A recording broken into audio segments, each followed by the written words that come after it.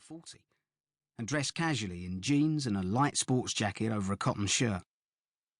He was a lot taller than Blacklip and of slimmer build, and his tan, coupled with his narrow, well-defined features, suggested that he was a fit man who spent plenty of time outdoors. His hair and neatly trimmed beard had been bleached by the sun and contained only the faintest hint of grey.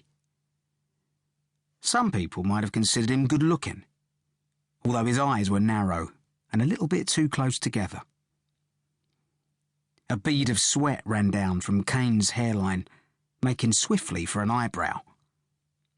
He flicked it away casually. If the humidity in the room bothered him, he didn't show it. He stopped speaking about the Filipino weather and focused his eyes on Blacklip.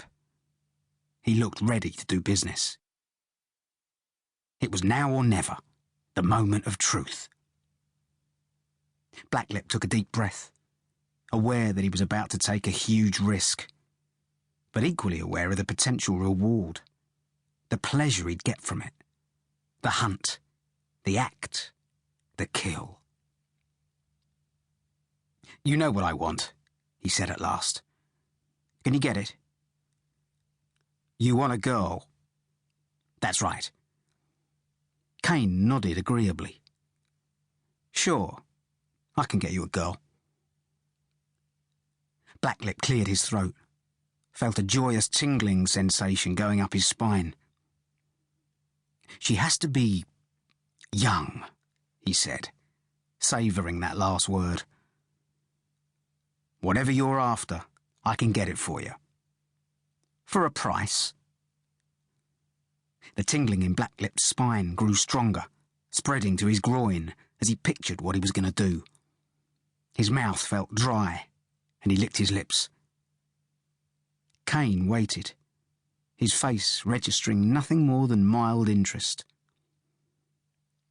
"Anything. You can get me anything." Blacklip's voice had dropped to a whisper, his mind now entirely focused on the task ahead.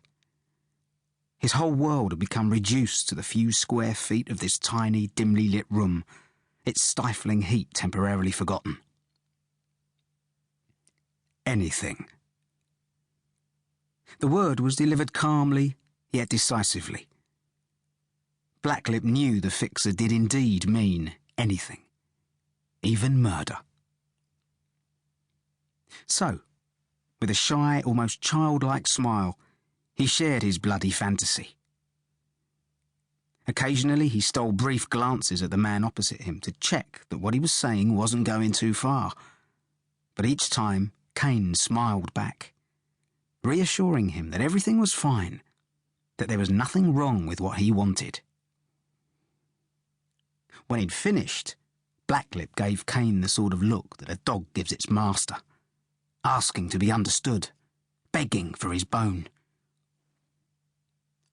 "I see," said Kane after a short pause. "Can you do it?" "It'll cost a lot. There's the logistics of it for a start, and the risk." "I didn't think they'd be missed in a place like this. After all, there's plenty of them." "True, but the authorities are cracking down. That's not to say I can't do it, but it will cost." "How much?" $5,000 US. Blacklip felt a lurch of disappointment. "That's an awful lot. I don't think I've got that sort of money. I was hoping for nearer 2. Kane appeared to think about this for a moment, while Blacklip watched him, praying he'd take the bait. "I'll see what I can do," Kane answered eventually. "But I'm going to need a deposit so that I can set things in motion. Obviously, this sort of thing requires a lot of effort. Can you give me $200 US now?" "Please tell me you'll do it, Mr. Kane," Richard Blacklip said quietly. "All right," Kane sighed, appearing to come to a decision. "I'll do it for 2,000.